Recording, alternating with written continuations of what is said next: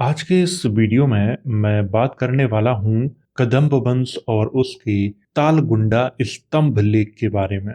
मैंने अपने पिछले एक वीडियो में कहा था कि अगर किसी अभिलेख में वेदों की चर्चा हो तो मुझे बताएं।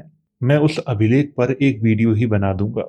कुछ लोगों ने कमेंट के माध्यम से मुझे तालगुंडा स्तंभ लेख के बारे में बताया, जिसमें वेदों की चर्चा की गई है। क्या वाकई में तालगुंडा स्तंभ लेख में वेदों की चर्चा की गई है? आप लोग इस वीडियो को आगे देखो, सब कुछ आपको विस्तृत तरीके से बताने वाला हूं इस वीडियो के अंदर।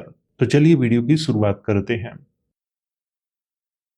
तो वीडियो की शुरुआत यहां से करेंगे, कदम्ब वंश की उत्पत्ति। अगर किसी राजवंश का आप इतिहास पढ़ा रहे हो तो उसकी उत्पत्ति के बारे में भी जानना चाहिए या बताना चाहिए। तो सबसे पहले हम कदम्ब वंश की उत्पत्ति पर बात करेंगे। कदम्ब वंश की उत्पत्ति के संबंध में कई जो कहानियां हैं वो भारतीय इतिहास में प्रचलित हैं। दो कहानियों की यहाँ पे चर्चा करूंगा जिनसे आप कदम्ब वंश की उत्पत्ति के बारे में जान सकते हैं। सबसे पहले तो आप इसको देखिए, ये है मैप और कदम्ब वंश का साम्राज्य कहाँ था, ये था। आप देख सकते हो, ये रेड रेड कलर में आपको दिखाई दे रहा होगा, ये था। कदम्ब वंश के लेखों में भी वंश की उत्पत्ति का विवरण दिया गया है। भारतीय इतिहासकारों के अनुसार राजा जो कदम्ब थे उनका जन्म कदम्ब पेड़ के जंगलों में एक कदम्ब पेड़ के नीचे हुआ था। जन्म के समय राजा के अंगों पर मोर पंख के निशान थे। इन्हीं मोर पंखों के कारण उसका नाम मोरिय रखा गया था। यहां पर आपको ध्यान रखना है, मोरिय रखा गया था, लेकिन इतिहासकारों ने कुछ अलग नाम दिया है जो आगे मैं आपको बताऊंगा। 345 ईस्वी के आसपास मौर्य अपने दादा वीर समण के साथ शिक्षा की प्राप्ति के लिए कांचीपुरम गए, जहां पर उन्होंने धार्मिक शिक्षा प्राप्त की और वह सरमन कहलाए। इस तरह उनका नाम मौर्य सरमन हुआ। आपको ध्यान रखना है, मौर्य सरमन हुआ। सरमन शब्द समण का ही पर्यायवाची है। समण शब्द के बारे में मैं आपको कई बार बता चुका हूं। भारतीय इतिहासकारों ने मौर्य सरमन को मयूर शर्मा लिखा हुआ है, जो कदम्ब राजाओं को ब्राह्मण बताने के लिए लिखा गया है। ये भी आपको ध्यान रखना है। कदम्ब राजा वास्तव में ब्राह्मण नहीं थे। आगे मैं इसकी बात करूंगा, उनके गोत्र के बारे में आपको बताऊंगा, तब आपको समझ में आएगा कि वास्तव में क्या है, उनके अभिलेखों में क्या लिखा गया है। तालगुंडा जो स्तंभ लेख है उसमें बड़ी अच्छी जानकारी दी गई है, उस पर भी बात करूंगा। तो यहां से आपको समझ में आया कि जैसे इतिहासकार लिखते हैं कि मयूर शर्मा जो नाम लिखते हैं ये सही नहीं है। जैसे मोरीय यानी मोर, मोर पंख के निशान थे उनके अंगों पर, तो इस कारण उनका नाम मोरीय रखा गया था। मोर कहें, मयूर कहें, मोरी कहें, एक ही बात है। तो इतिहासकारों ने बड़ी चालाकी से यहाँ मयूर शर्मा लिखा हुआ है ताकि लोग कंफ्यूज हो जाएं, ये जान न सकें कि ये वास्तव में क्या नाम है। तो आपको यहाँ पर क्या ध्यान रखना है कि वास्तविक नाम क्या था, मौर्य सरमन था।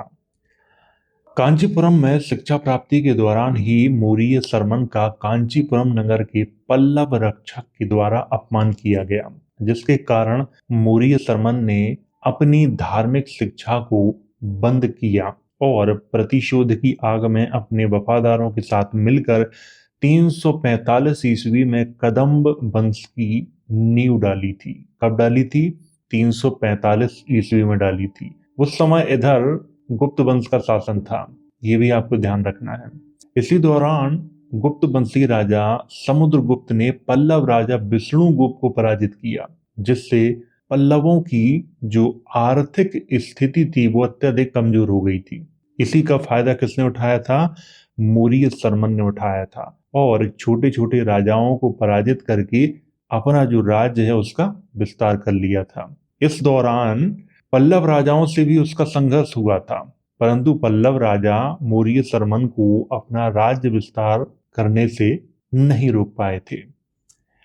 तालगुंडा स्तंभ लेख के अनुसार कदम्ब राजा मानव गोत्र और हारती के वंशज हैं। सातवाहन राजाओं की जागीरदार थे ये। यहाँ पे आपको समझना है अच्छे से। तालगुंडा स्तंभ लेख की आप लोग बहुत चर्चा कर रहे थे कमेंट बॉक्स में, लेकिन उसी तालगुंडा स्तंभ लेख को मैं आपको आगे पढ़ के भी बताऊंगा लेकिन उसके अनुसार जो कदम्ब राजा थे वो मानव गोत्र के थे। अब जो मानव गोत्र है वो क्षत्रियों में आता है। आप लोग क्षत्रियों के गोत्र पता करना। तो ये मानव जो गोत्र है वो क्षत्रियों में आता है, और या कहें कि राजपूतों में आता है। आज के जो राजपूत हैं उनमें आता है, और ये हारती के वंशज भी अपने आप को कहते हैं। संभवतः ऐसा हो सकता है कि सातवाहन राजाओं के ये जागीरदार शुरुआत में रहे हों, बाद में ये पल्लवों के अधीन हो गए हों, ऐसा हो सकता है। चालुक्य वंशीय राजा भी स्वयं को हारती का वंशज बताते हैं। हारती कौन थी? सामने ये फोटो है, ये महिला बैठी है एक बच्चे के साथ, और कुछ बच्चे इधर उधर हैं। इसी महिला को हारती के नाम से जाना जाता है। हारती के संबंध में जानकारी बौद्ध धर्म के लोटस सूत्र में मिलती है। हारती बौद्धों की एक देवी थी, जिसे बच्चों की रक्षा करने वाली देवी माना जाता था। हारती के बारे में मैं अगले वीडियो में आपको बताऊंगा विस्तार से, क्योंकि हारती की जो कथा है थोड़ी सी लंबी है, इसलिए उसमें ज्यादा समय लगेगा, तो हम यहाँ पे हारती की कथा आपको नहीं सुनाएंगे। उसके लिए आपको अगले वीडियो का इंतजार करना होगा। मैं अगले वीडियो में हारती के बारे में आपको बताऊंगा कि हारती कौन थी और ये देवी कैसे बनी। पहले ये एक राक्षसी थी, उसको देवी का दर्जा कैसे दिया गया, सब कुछ आपको विस्तार से बताऊंगा। लेकिन थोड़ी सी जानकारी मैंने आपको बताई है कि ये बौद्धों की एक देवी थी। इसके कई पुत्र थे, और इसी देवी के वंशज कौन थे? ये कदम्ब वंश के राजा थे और चालुक्य राजा थे। अब बात करते हैं कदम्ब वंश के इतिहास पर। जो प्रमुख तथ्य हैं उनकी यहां पर मैंने चर्चा की है। कदम्ब वंश का संस्थापक मयूर शर्मा, वास्तविक नाम था मौर्य समन, को माना जाता है, जिसने 345 ईस्वी में इस वंश की स्थापना की थी, या कहें कि नींव डाली थी। मौर्य शर्मन का राज्य अभिषेक देवता कार्तिकेय के द्वारा किया गया था। ये जो लाइन है ये बहुत ही महत्वपूर्ण है। आपको ऐसा लगेगा कि कार्तिकेय उस समय मौजूद थे, ऐसा नहीं है। कार्तिकेय का स्मरण करके राज्य अभिषेक किया गया था, आपको ये ध्यान रखना है। मौर्य शर्मन के बचपन का नाम कदम्ब था। उसका जन्म कदम्ब पेड़ के नीचे हुआ था, इसी कारण इस वंश का जो नाम है वो कदम्ब वंश पड़ा था। बहुत ही बढ़िया प्रश्न है ये। अगर कभी आपसे कोई ये पूछे कि कदम्ब वंश का जो नाम है वो कदम्ब कैसे और क्यों पड़ा था, तो आप ये बता सकते हो। कदम्ब उत्सव नाम का एक त्योहार आज भी कर्नाटक में प्रतिवर्ष मनाया जाता है। कदम्ब वंश का साम्राज्य आधुनिक कर्नाटक तथा उसके आसपास के क्षेत्र में विस्तृत था। शुरुआत में मैंने मैप दिखाया था आपको, मैं फिर से दिखा देता हूं, ये देखिए। इस क्षेत्र में कदम्ब साम्राज्य फैला हुआ था, जो आधुनिक कर्नाटक और उसके आसपास का क्षेत्र है। कदम्ब राजवंश का शासनकाल 345 से 540 ईस्वी के मध्य में था, जिसका प्रथम राजा मौर्य शर्मन और अंतिम राजा किशन वर्मन था। कदम्ब वंश की राजधानी आधुनिक कर्नाटक के बनवासी में थी। बनवासी भी आपको ध्यान रखना है कि ये इनकी राजधानी थी। बनवासी को शिक्षा का केंद्र भी माना जाता था। प्रसिद्ध चीनी यात्री वेनसोंग के यात्रा विवरण के अनुसार यहाँ पर 100 संघाराम थे। कब थे? जब वेनसोंग गया था वहां पे तब। और 100 संघारामों में 10,000 से भी ज्यादा भिक्षु रहते थे, जो महायान और हीयान के नियमों का पालन करते थे। 80 देवालय थे उस वक्त, जिसमें निर्ग्रंथ उपासना करते थे। निर्ग्रंथ किसको कहा जाता है? जैनों को कहा जाता है। तो जैनों के भी उस समय 80 देवालय थे। लेकिन यहाँ पर वेनसोंग ने हिंदुओं की चर्चा नहीं की है। क्यों नहीं की है? ये बहुत बड़ा प्रश्न है। मैं अपने कई वीडियो में आपको बता चुका हूं कि महायानी ही आज के हिंदू हैं, इसीलिए उसने हिंदुओं की चर्चा नहीं की है। कदम्ब वंशीय राजा धार्मिक रूप से सहिष्णु थे। उन्होंने सबसे ज्यादा दान ब्राह्मणों को दिया, परंतु जैन और बौद्ध संघों को भी उन्होंने दान दिया था। लेकिन जब इतिहासकार कदम्ब राजाओं का इतिहास लिखते हैं तो वहां पे केवल हिंदू धर्म पे ही फोकस किया जाता है, जैन और बौद्धों को नकार दिया जाता है। लेकिन वास्तव में अगर देखा जाए तो इसमें से कई जो राजा हैं वो स्वयं जैन थे। तालगुंडा जो शिलालेख है किस राजा ने लिखवाया था? काकुस्थ वर्मन ने। काकुस्थ वर्मन किस धर्म को मानता था? जैन धर्म को। अभी आगे मैं उसकी चर्चा करूंगा, तब आपको बताऊंगा इसके बारे में। तो इसीलिए इतिहासकार बहुत सारा परिवर्तन कर देते हैं, और खास तौर से धर्म के मामले में इतिहासकार परिवर्तन ज्यादा करते हैं। कदंब वंशीय राजाओं ने स्वयं को कनिगढ़ द्रविड़ बताया है। इसी कारण उन्होंने कन्नड़ भाषा को सबसे ज्यादा महत्व दिया है। ये भी आपको ध्यान रखना है। कदंब वंशीय राजाओं के जो वैवाहिक संबंध थे वो गुप्त राजाओं और वाकाटक राजाओं के साथ थे। कदंब वंश का सबसे पहला शिलालेख हल्मिडी शिलालेख है, जो 450 ईस्वी का माना जाता है। हल्मिडी शिलालेख आधुनिक कर्नाटक के हसन जिले में वेलूर के पास हल्मिडी नामक गांव से प्राप्त हुआ था। इसी कारण इसका नाम हल्मिडी या हल्मिदी शिलालेख पड़ा है। यह शिलालेख कन्नड़ भाषा का सबसे पुराना शिलालेख भी माना जाता है। इस शिलालेख के ऊपरी हिस्से पर 8 तीलियों वाला धर्म चक्र बना है। अभी आपको मैं दिखाता हूं। ये देखिए, जूम करके मैं आपको दिखाता हूं ताकि आपको अच्छे से ये दिखाई दे। देखिए, अब बात करते हैं तालगुंडा स्तंभ लेख के बारे में, जिसका आप लोगों को इंतजार था। उस पर बात करते हैं। तालगुंडा स्तंभ लेख आधुनिक कर्नाटक के शिमोगा जिले के शिकारीपुर तहसील के तालगुंडा गांव के एक खंडहर मंदिर में पाया गया था। तालगुंडा स्तंभ लेख की खोज 1894 में एक अंग्रेज अधिकारी बीएल राइस के द्वारा की गई थी। बीएल राइस ने इस शिलालेख की एक तस्वीर इंडोलॉजिस्ट बोहलर को दी थी। बोहलर ने 1895 में इसे प्रकाशित किया था। आप जो देख रहे हो सामने फोटो, इसमें आपको तालगुंडा स्तंभ लेख दिखाई दे रहा होगा। ऊपर का हिस्सा टूटा हुआ है। 1902 में बीएल राइस के द्वारा तालगुंडा स्तंभ लेख का पहला अनुवाद प्रकाशित किया गया था। विद्वान कीलहॉर्न के द्वारा तालगुंडा स्तंभ लेख का विस्तृत अनुवाद 1906 में प्रकाशित किया गया था, जिसे मैं आगे आपको बताने वाला हूं। विस्तृत अनुवाद किया गया था 1906 में। तालगुंडा स्तंभ लेख कन्नड़ भाषा में लिखा गया लेख है, यह भी आपको ध्यान रखना है। यह शिलालेख 450 से 470 ईस्वी के मध्य का माना जाता है, जिसे कदंब वंशीय राजा काकुस्थ वर्मन के मंत्री के द्वारा लिखवाया गया था। मंत्री का नाम था कुब्जा। आगे जब हम अनुवाद पढ़ेंगे तब आपको बताएंगे। इस शिलालेख में राजा शांति वर्मन के समय की भी जानकारी मिलती है।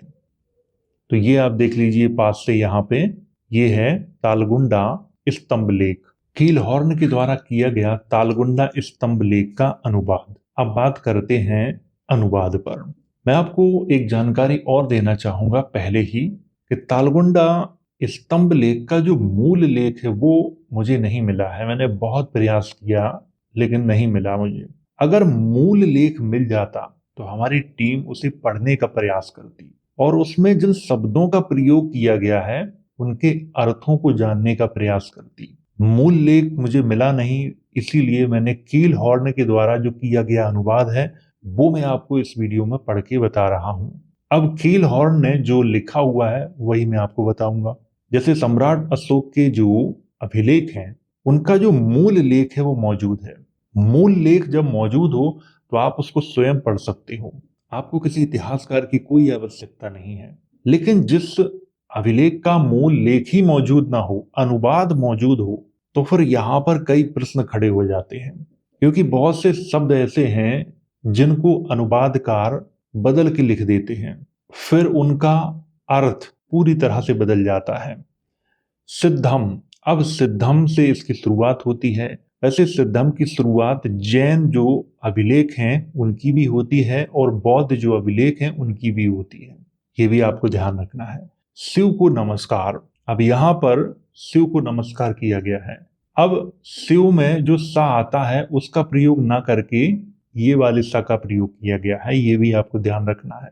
और ये जो शिलालेख है मंत्री के द्वारा लिखवाया गया था अपने राजा को खुश करने के लिए, एक कविता के रूप में ये लिखवाया गया है।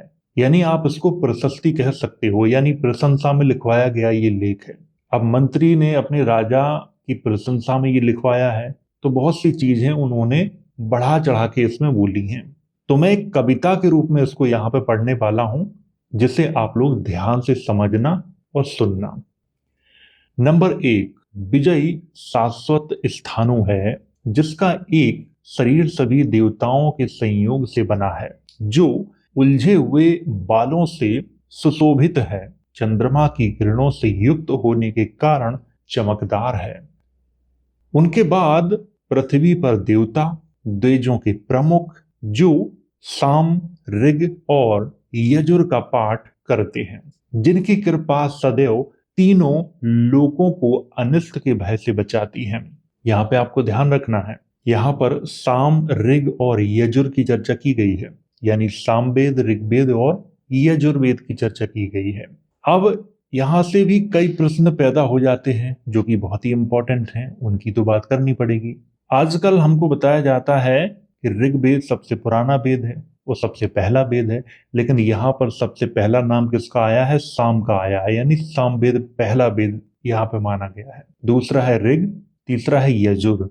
तो यहाँ पर जो ऋग लिखा हुआ है ना, आजकल हम जो ऋग लिखते हैं वो अलग तरह से लिखते हैं, और इस शिलालेख में जो ऋग लिखा हुआ है वो अलग तरह से लिखा गया है, ये भी हमें ध्यान रखना है। और अथर्ववेद उस समय तक नहीं लिखा गया था, इसीलिए उसकी चर्चा यहाँ पे नहीं की गई है। यानी 470 ईस्वी तक अथर्ववेद नहीं लिखा गया था। ये भी प्रश्न पैदा हो जाता है यहाँ से, क्योंकि अगर अथर्ववेद 470 ईस्वी तक लिखा गया होता तो उसकी यहाँ पे चर्चा जरूर की जाती। अथर्ववेद संभवतः वज्रयान के समय में ये लिखा गया है, क्योंकि उसमें तंत्र मंत्र का ज्यादा प्रयोग है, और बौद्धों की वज्रयान जो शाखा है उसमें भी तंत्र मंत्र का ज्यादा प्रयोग किया गया है। यहां से एक प्रश्न और बनता है, साम, ऋग और यजुर्वेद कौन सी भाषा और कौन सी लिपि में थे? क्योंकि देवनागरी लिपि में तो हो नहीं सकते, देवनागरी लिपि उस समय थी नहीं। वैसे हमें भारतीय इतिहास में ये पढ़ने को मिलता है कि गुप्त काल में वेदों की दोबारा से रचना हुई थी, लेकिन अब प्रश्न उठता है कि कौन सी भाषा में हुई थी। अगर कहोगे कि संस्कृत में हुई थी, तो कौन सी वाली संस्कृत में हुई थी, पुरानी वाली या फिर ये देवनागरी लिपि वाली? क्योंकि देवनागरी लिपि तो अभी की है, 1000 वर्ष पुरानी। अगर आप कहोगे कि वो गुप्त काल में लिखे गए थे, बुद्धिस्ट हाइब्रिड संस्कृत में लिखे गए थे, तो बुद्धिस्ट हाइब्रिड संस्कृत में आज कोई भी वेद उपलब्ध नहीं है, ना उसकी कोई प्रति उपलब्ध है, तो ये भी एक तुक्का हो जाएगा। और भारतीय जो लोग हैं उन्हें गुप्त जो राजाओं की जो भाषा है वो आती नहीं थी, क्योंकि गुप्त राजाओं के एक भी जो शिलालेख हैं वो भारतीय लोगों ने नहीं पढ़ पाए थे, वो तो अंग्रेजों ने आके पढ़े। यहाँ से कई प्रश्न खड़े हो जाएंगे, वो खड़े होते हैं। हाँ, आप लोगों को बस इतना बता रहा हूं कि तालगुंडा स्तंभ लेख में साम, ऋग और यजुर की चर्चा की गई है, अथर्ववेद की नहीं की गई है। आगे बात करते हैं। और अगला, ककुस्थ बर्मन, जिसका रूप देवताओं के स्वामी के समान है, जिसकी बुद्धि विशाल है, राजा जो सेनाओं के कदम, नेताओं की महान वंशावली के आकाश में चंद्रमा है। द्विजों का उच्च परिवार था, यहाँ पे आपको ध्यान रखना है, द्विजों का उच्च परिवार था। अब यहाँ पे इनको द्विज क्यों लिखा हुआ है? क्योंकि ये सरमण थे या सरमन थे ये, इसीलिए इनको द्विज लिखा हुआ है। यहाँ पे इतिहासकार बड़ा घालमेल कर देते हैं, इनको सीधा ब्राह्मण लिख देते हैं, लेकिन आजकल द्विज ब्राह्मणों को भी कहा जाता है। लेकिन उस जमाने में द्विज किसको कहा जाता था? सन्यासियों को कहा जाता था। द्विज का अर्थ होता है जिसने 2 बार जन्म लिया हो, और हर व्यक्ति ने 2 बार जन्म लिया है। पहला जन्म तो उसकी माँ के कोख से होता है, तो दूसरा जन्म कब होता है? जब उसे पूरी तरह से ज्ञान प्राप्त हो जाए, यानी वो समझदार हो जाए, या वो धार्मिक जीवन में चला जाए, सन्यासी बन जाए। दूसरा जन्म वो होता है उसका। इसीलिए सन्यासियों को भी द्विज कहा जाता है, और ये राजा सन्यासी ही थे। बाद में जब मौर्य जो सरमन, जो पहला राजा इनका था, उसका जो पुत्र था, उसने सरमन की जगह बर्मन सरनेम लिखना शुरू कर दिया था। ये भी याद रखना है आपको।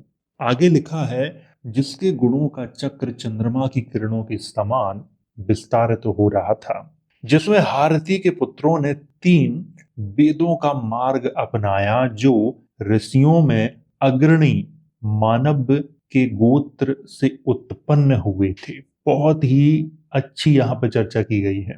हारती के पुत्रों ने 3 वेदों का मार्ग अपनाया, क्योंकि उस समय 3 वेद ही चलते थे, तो यहाँ पर 3 वेदों की ही चर्चा की गई है। हारती को मैं आपको बता चुका हूं कि जो हारती थी वो बौद्धों की एक देवी थी, और हारती के पुत्रों ने वेदों का मार्ग अपनाया था, ना कि हारती ने। और ये मानव गोत्र की थी। मानव गोत्र जो है वो क्षत्रियों का गोत्र माना जाता है, ना कि ब्राह्मणों का। तो इतिहासकारों ने कदम्ब राजाओं को ब्राह्मण लिखा है, जो कि बिल्कुल सही नहीं है।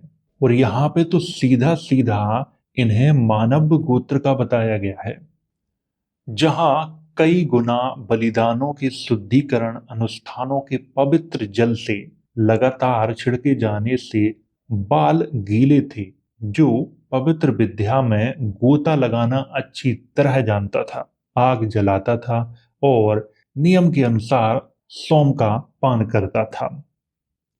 जहां घरों के अंदरूनी हिस्से ओम शब्द से पहले अध्ययन के 6 गुना विषयों के साथ जोर से गूंजते थे, जिसने प्रचुर चातुर्मास्य यज्ञों, होम, बलि, आहुतियों, पशु बलि, अमावस्या और पूर्णिमा और श्राद्ध संस्कारों की वृद्धि को बढ़ावा दिया। यहाँ पर जो लिखा है उसको आपको ध्यान से समझना है।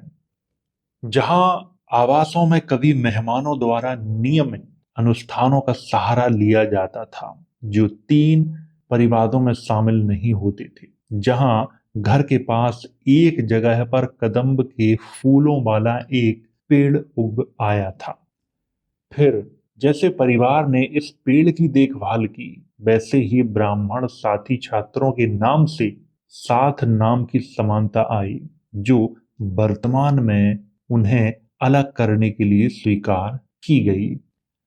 इस प्रकार उत्पन्न कदम्ब परिवार में मौर्य शर्मन नामक द्विजों का एक प्रतिष्ठित मुखिया था, जो पवित्र ज्ञान, अच्छे स्वभाव, पवित्रता और बाकी चीजों से सुशोभित था। यहाँ पर आपको ध्यान रखना है, मौर्य शर्मन कदम्ब परिवार में मौर्य शर्मन यानी पहला राजा जो था, उसकी यहाँ पे बात हो रही है। बड़ा विद्वान व्यक्ति था। और आजकल जो इतिहासकार हैं शर्मन को शर्मा लिख देते हैं। यहां से भी आपको एक चीज समझनी है, जो भारत में आजकल ब्राह्मण शर्मा लिखते हैं, वो अपना नाम एक बार पाली में लिखें, पता चलेगा उन्हें क्या हो जाएगा, शर्मन ही होगा।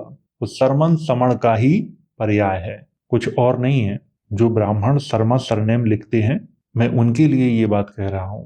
आप लोगों ने विष्णु शर्मा का नाम सुना है? बिल्कुल सुना होगा। पंचतंत्र की कहानियां बिल्कुल सुना होगा। क्या आप लोगों ने विष्णु शर्मा का वास्तविक नाम सुना है? नहीं सुना होगा। 1-2 लोगों ने ही सुना होगा। विष्णु शर्मा का जो वास्तविक नाम था वो क्या था? बिशन समण। इसीलिए मैं कहता हूं कि इतिहास को बड़ी सावधानी से पढ़ना पड़ता है। और बिशन समन को ही आजकल विष्णु शर्मा कहा जाता है। अब समन कौन थे ये आप लोग पता करना। मैं इन्हें क्यों महायानी बुद्धिस्ट कहता हूं, बहुत सोच समझ के कहता हूं। मैं, कुछ लोगों को बुरा लगता है कि आप ऐसा क्यों कहते हो, लेकिन मैं जो भी कहता हूं बहुत सोच समझ के कहता हूं। अपने गुरु वीर सरमन के साथ वह पल्लव राजाओं के शहर में गए। कौन गए? मौर्य सरमन। और संपूर्ण पवित्र विद्या का अध्ययन करने के लिए उत्सुक होकर तुरंत एक भिक्षु के रूप में घटिका में प्रवेश किया। अब बताइए किसके रूप में? भिक्षु के रूप में घटिका में प्रवेश किया। आगे पढ़ते हैं। पंक्ति नंबर 11 और 12 में लिखा है, वहां एक पल्लव घुड़सवार के साथ भयंकर झगड़े से क्रोधित होकर उन्होंने प्रतिबिंबित किया, इस कलयुग में ब्राह्मण क्षत्रियों की तुलना में बहुत कमजोर होंगे, क्योंकि यदि जिसने अपने गुरु के परिवार की विधिवत सेवा की है और वेद की शाखा का ईमानदारी से अध्ययन किया है, उसकी पवित्रता में पूर्णता एक राजा पर निर्भर करती है। तो इससे अधिक दुख की बात क्या हो सकती है। इसीलिए कुसा, घास, ईंधन, पत्थर, करछुल, पिघला हुआ मक्खन और आहुति पात्र को पकड़ने में कुशल हाथ से उसने पृथ्वी पर विजय प्राप्त करने के लिए उत्सुक एक जलती हुई तलवार निकाली। युद्ध में पल्लव राजाओं के सीमांत रक्षकों को तेजी से पराजित करने के बाद उसने श्री पर्वत के द्वार तक फैले दुर्गम जंगलों तक कब्जा कर लिया। किसने कब्जा कर लिया था? मौर्य सरमन ने कब्जा कर लिया था, पल्लव राजाओं को भी पराजित करके। मैंने अभी आपको क्या बताया था शुरुआत में? समुद्रगुप्त ने पल्लव राजा जो था विष्णुगुप्त, उसको पराजित किया था। इसलिए पल्लव राजाओं की जो आर्थिक स्थिति थी वो बिल्कुल खराब हो गई थी, वो कमजोर हो गए थे, और इसी का फायदा मौर्य सरमन ने उठाया था। पंक्ति नंबर 15 और 16। उसने महान बाना के नेतृत्व वाले राजाओं के समूह से कई कर वसूले, इसीलिए वह गहनों की तरह चमक उठा। अपने इन कारनामों से जिसने पलियावा राजाओं को परेशान कर दिया, यानी पल्लव राजाओं को परेशान कर दिया, ऐसे कारनामे जो आकर्षक थे क्योंकि उनकी प्रतिज्ञा पूरी होने लगी थी और जिससे उनका उद्देश्य सुरक्षित हो गया, साथ ही साथ एक शक्तिशाली राज्य की शुरुआत भी हुई। पंक्ति नंबर 17 और 18। जब शत्रु कांची के राजा उससे लड़ने के लिए ताकत में आए तो उसने रातों में, जब वे मार्च कर रहे थे या उबड़ खाबड़ देश में हमले के लिए उपयुक्त स्थानों में आराम कर रहे थे, समुद्र पर प्रकाश डाला, उनकी सेना और ताकत से भरपूर बाज की तरह उस पर वार किया। इसीलिए उसने पूरी तरह से अपनी बाह की तलवार पर भरोसा करते हुए उस मुसीबत को सहन किया। पंक्ति नंबर 19। पल्लव राजाओं ने उसकी इस ताकत के साथ साथ उसकी वीरता और वंशावली का पता लगाकर कहा कि उसे बर्बाद करने से कोई फायदा नहीं होगा, और इसलिए उन्होंने तुरंत उसे एक दोस्त के रूप में चुन लिया। किसको? मौर्य सरमन को। पल्लव राजा जब पराजित नहीं कर पाए तो उससे दोस्ती का हाथ मिला लिया था। पंक्ति नंबर 20। फिर राजाओं की सेवा में प्रवेश करते हुए उन्होंने युद्धों में अपनी वीरता के कार्यों से उन्हें प्रसन्न किया और पल्लवों द्वारा अपने हाथों के अंकुरों के साथ अर्पित किए गए फिर से ताज पहनाए जाने का सम्मान प्राप्त किया।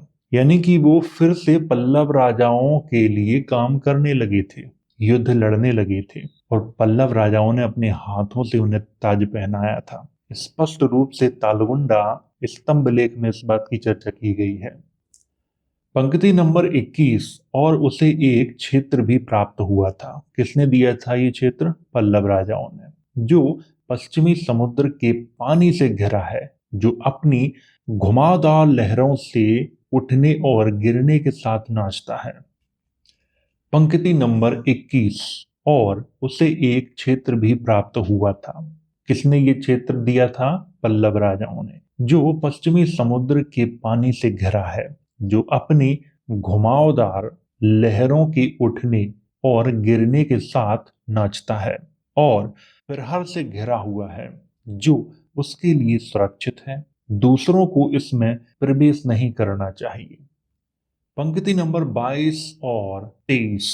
उसका सदानंद, जिसके कमल चरण देवताओं की सभा के मुकुटों द्वारा पॉलिश किए गए हैं, ने माताओं के साथ सेनापति का ध्यान करने के बाद राज्य अभिषेक करवाया। यहाँ पे राज्य अभिषेक की चर्चा की गई है। राज्य अभिषेक किसने किया था? कार्तिकेय का नाम आता है। यहाँ जो सदानंद लिखा हुआ है वो कार्तिकेय के लिए ही लिखा गया है। दरअसल जब इस अनुवाद को आप बहुत अच्छे से समझोगे, पढ़ोगे, तब आपको ये अनुवाद है वो समझ में आएगा। इतनी आसानी से समझ में ये नहीं आएगा। पुत्र कंग बर्मन था। किसका पुत्र? मौर्य सरमन का पुत्र था कंग बर्मन। अब सरमन का पुत्र बर्मन कैसे हो सकता है, वो मैंने आपको अभी बताया था। मौर्य सरमन का जो पुत्र था कंग, उसने सरमन की जगह बर्मन सरनेम लिखना शुरू कर दिया था, यानी क्षत्रिय। क्यों लिखना शुरू कर दिया था? क्योंकि वो श्रमण नहीं था, यानी साधु नहीं था, सन्यासी नहीं था वो, उसका पिता था। और उसका पिता धार्मिक शिक्षा लेने के लिए कांचीपुरम में भी गया था। तो कंग बर्मन के बाद जितने भी कदम्ब वंश में राजा हुए, सब ने अपना जो सरनेम है वो बर्मन ही लिखा हुआ है। जिसने महान कारनामे किए, भयानक युद्ध, और जिसका मुकुट सफेद चोरियों से हिल गया था। जिले के सभी प्रमुख उसके सामने झुक गए थे। पंक्ति नंबर 24। उनका पुत्र भगीरथ था, जो दुल्हन को एकमात्र प्रिय था। कदम्ब देश व्यक्तिगत रूप से सागर का प्रमुख वंशज, गुप्त रूप से कदम्ब परिवार में राजा के रूप में पैदा हुआ था। यहाँ पे कहानी के रूप में चर्चा की गई है, इसीलिए बहुत से लोगों को बहुत सी चीजें समझ में नहीं आ रही होंगी, लेकिन फिर भी मैं आपको धीरे धीरे करके समझा रहा हूं। पंक्ति नंबर 25, यहाँ पर जो 26 लिखा है वो टाइपिंग में मिस्टेक हो गई है। अब उसका पुत्र जिसने राजाओं द्वारा सम्मानित किया गया था, वह पृथ्वी का अत्यधिक समृद्ध शासक रघु था, जिसकी व्यापक प्रसिद्धि थी, जिन्होंने पृथु के समान अपने पराक्रम से शत्रुओं को बस में करके पृथ्वी को अपने कुल का उपभोग कराया। पंक्ति नंबर 26। जिसने भयानक लड़ाइयों में दुश्मन की तलवारों से लोहा लिया, अपने सामने आने वाले विरोधियों को मार गिराया, जो पवित्र विद्या में पारंगत, कवि, दानवीर, विविध कलाओं में कुशल और लोगों का प्रिय था। पंक्ति नंबर 27। उनके भाई भागीरथ के पुत्र ककुस्थ थे, और ककुस्थ के ही शासनकाल में तालगुंडा शिलालेख लिखा गया था, ये भी आपको ध्यान रखना है। सुंदर रूप वाले, बादलों जैसी गहरी आवाज वाले, मोक्ष और जीवन की तीन वस्तुओं की खोज में चतुर और अपने वंश के प्रति दयालु थे। कौन? राजा ककुस्थ। इतिहासकारों ने इनको काकुस्थ बर्मन लिखा हुआ है। वह सिंह की चाल वाला मनुष्यों का स्वामी था, जिसकी कीर्ति पृथ्वी के चारों ओर फैलती थी। पंक्ति नंबर 28। वह है ताकतवरों के साथ युद्ध, जरूरतमंदों के लिए करुणा, लोगों की उचित सुरक्षा, संकटग्रस्त लोगों की राहत, पूर्व प्रतिष्ठित धन द्वारा 2 बार जन्मे मुखिया को दिया जाने वाला सम्मान, यानी द्विजों के लिए सम्मान, एक शासक का तर्कसंगत आभूषण था, जो बनना चाहता था, जो उसके परिवार का आभूषण था। राजाओं को वास्तव में देवताओं का मित्र काकुस्थ माना जाता था, यानी काकुस्थ बर्मन जो राजा था कदम्ब वंश का, वो देवताओं का मित्र भी कहा जाता था। जहां उतरा जैसी गर्मी से परेशान हिरणों के झुंड जब पेड़ों के समूह में प्रवेश करते हैं, तो छाया का आनंद लेने से उसका मन प्रसन्न होता है और आराम पाते हैं। उसी तरह रिश्तेदार अपने सामान के साथ जो मजबूत लोगों द्वारा रास्ता भटक गए थे, जब उन्होंने उसके क्षेत्र में प्रवेश किया, तो उसके मन को राहत मिली और उन्हें आश्रय मिला। पंक्ति नंबर 30। और उसके घर में, जिसमें विविध प्रकार की संपत्ति का संग्रह था, जिसके प्रवेश द्वार में हाथी के रस से सुगंधित थे, और जो संगीत के साथ खुशी से गूंजता था, महिला प्रसन्न थी काफी लंबे समय तक। पंक्ति नंबर 33। यहाँ पवित्र आदि भगवान भाव की पूर्णता का घर है, जहाँ अक्सर सिद्धों, गंधर्वों और राक्षसों के समूह आते हैं। बहुत ही बढ़िया बात की है। सिद्धों के समूह आते हैं, गंधर्वों के समूह आते हैं और राक्षसों के समूह आते हैं, जिनकी प्रशंसा हमेशा कई व्रतों के लिए समर्पित ब्राह्मण छात्रों द्वारा पवित्र ग्रंथों के शुभ पाठ के साथ की जाती है। बलिदान और दीक्षा संस्कार, जिसकी सातकर्णी और अन्य पवित्र राजाओं द्वारा विश्वास के साथ पूजा की जाती थी। यानी सातवाहन जो राजा थे, उनको ये अपना आदर्श मानते थे। सातवाहन राजाओं ने यज्ञ किए, उनके भी मैं अभिलेख आपको पढ़ के बताऊंगा। सातवाहन राजा महायानी राजा थे, उनके बारे में मैं जब वीडियो बनाऊंगा तब आपको बताऊंगा, और उनके अभिलेख पढ़ूंगा तब आपको उनके बारे में बताऊंगा। जो अपने लिए मुक्ति की मांग करते थे। राजा ककुथ बर्मन ने प्रचुर पानी की पूर्ति के लिए इस महान तालाब, एक जलाशय का निर्माण करवाया है। ये लेख किसने लिखवाया है और किसके शासनकाल में लिखा गया था? ककुस्थ बर्मन के शासनकाल में लिखा गया था, उसके मंत्री ने लिखवाया था ये। वो ककुस्थ बर्मन जैन धर्म को मानता था। पंक्ति नंबर 34। उस राजा के अपने पुत्र व्यापक रूप से प्रसिद्ध गौरवशाली राजा शांति बर्मन की उत्कृष्ट आज्ञाओं का पालन करते थे, जिनका सुंदर शरीर 3 पट्टिकाओं के लगाने से उज्जवल हो जाता है। कुब्जा ने अपनी खुद की यह कविता लिखी है पत्थर की सतह पर। कुब्जा उस मंत्री का नाम था। कुब्जा ने अपनी क्या लिखी है? कविता लिखी है ये पत्थर पे। अब आपको समझ में आया? स्थान कुंद्रा में निवास करने वाले पवित्र शिव को प्रणाम। आपको ये अच्छे से ध्यान रखना है, मैं फिर से बता रहा हूं। ये जो स्तंभ लेख है, कदम्ब वंश के राजा ककुस्थ बर्मन के मंत्री कुब्जा ने राजा की प्रशंसा में एक कविता के रूप में लिखवाया है। ये बात यहां से आपको समझनी है। मैं एक जानकारी आपको और देता हूं। वैसे अपने कई वीडियो में मैं ये बात कह चुका हूं कि आज जिस तरह से बंटवारा है, जैसे बौद्ध धर्म वाले अलग हैं, हिंदू धर्म वाले अलग हैं और जैन धर्म वाले अलग हैं, पहले ऐसा बंटवारा नहीं था। ये बात मैं अपने कई वीडियो में आपसे बोल चुका हूं। हमारे यहाँ पे फाहियान आया, हुएनसोंग आया, इन्होंने हिंदू धर्म की चर्चा क्यों नहीं की है? क्या आप जानते हो? इसीलिए नहीं की है, वो जहां जहां पे महायान शब्द का प्रयोग किया गया है, ये वही है। इसीलिए मैं आज के जो हिंदू धर्म वाले हैं या सनातन धर्म को मानते हैं, उन्हें मैं क्यों महायानी कहता हूँ? इसीलिए कहता हूँ। और तालगुंडा स्तंभ लेख में जो लिखा था, जैसा लिखा था वैसा ही मैंने आपको पढ़ के बताया है। यहाँ पर मैंने कील हॉर्न के द्वारा जो अनुवाद किया गया था वो अनुवाद पढ़ के सुनाया है।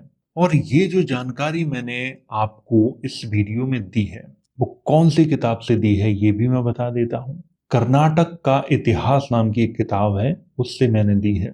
कदम्ब राजा मूल रूप से कर्नाटक के ही निवासी थे। तो ये तो था कदम्ब वंश का इतिहास और तालगुंडा शिलालेख का अनुवाद। अगर आपका कोई प्रश्न है तो कमेंट के माध्यम से आप पूछ सकते हो। मैं वीडियो के माध्यम से उसका उत्तर देने का प्रयास अवश्य करूंगा। तो वीडियो अगर अच्छा लगा हो तो इसे लाइक करें, शेयर करें। वीडियो देखने के लिए धन्यवाद।